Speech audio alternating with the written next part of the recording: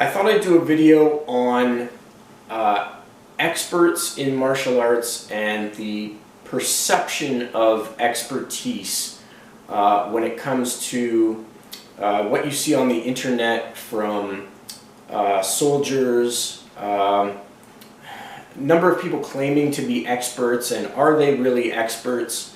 Kind of a difficult topic to wade into, but I'm starting to see a number of videos online, a number of very popular channels online as well, and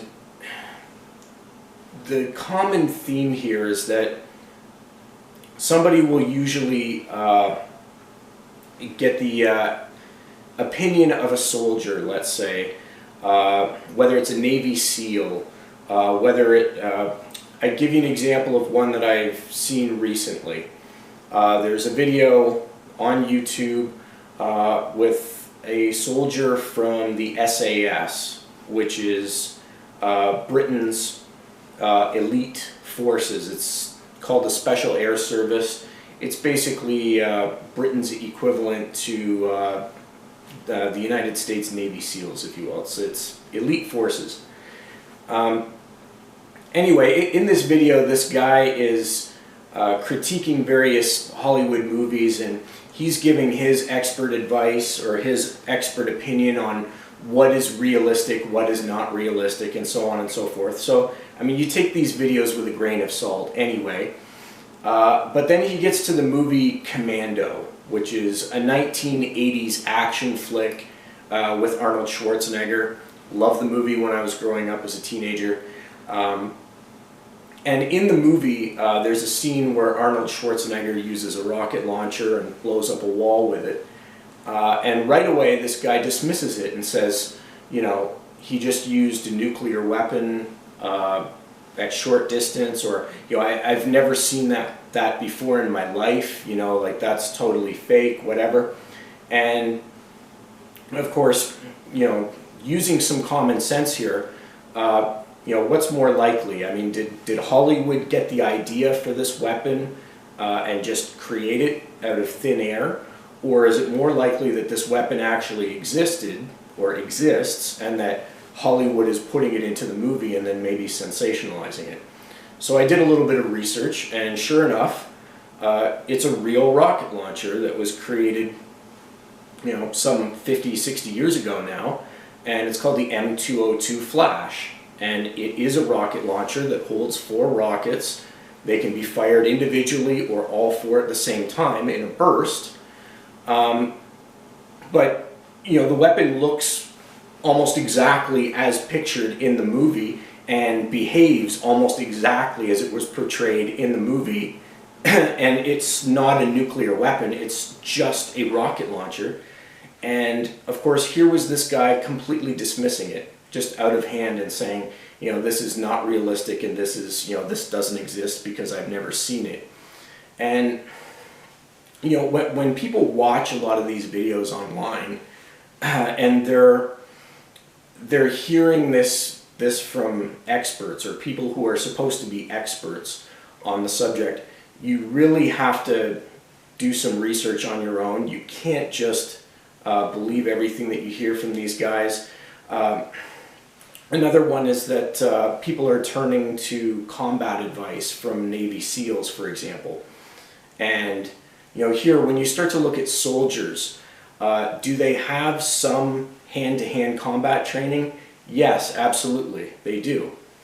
But as a soldier, you are trained to fight with guns, right? I mean, you are going into a battlefield, you are learning how to fight with guns, you are learning how to fight with grenades, you are learning how to drive tanks, how to, you know, operate various military machinery and so on and so forth.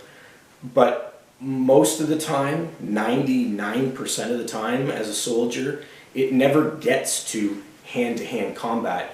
Your opponent is dead before they get within hand-to-hand range because you've shot them at that point, or if you haven't shot them, they've shot you. So in today's world, today's military, with guns as the primary weapon on the battlefield, you know, you're not throwing hands with somebody on the battlefield. You're shooting. I mean, it's gun against gun. So to say automatically that these people are experts in martial arts or that these people are experts in personal defense or whatever, they're not. I mean, there are some people that will have a martial arts background before they even go into the military, so they've already learned it on their own before they signed up and enlisted. But once in the military, you know, you would learn the very, very basics of combat training, probably the equivalent of white belt, yellow belt, say in a martial art or whatever. You learn the very basics, but that's about it. I mean, you're not going beyond that. Right away, after they have taught you the very, very fundamentals, it's right into weapons training. It's right into all the stuff that actually matters on a modern battlefield. And fighting barehanded is simply not it.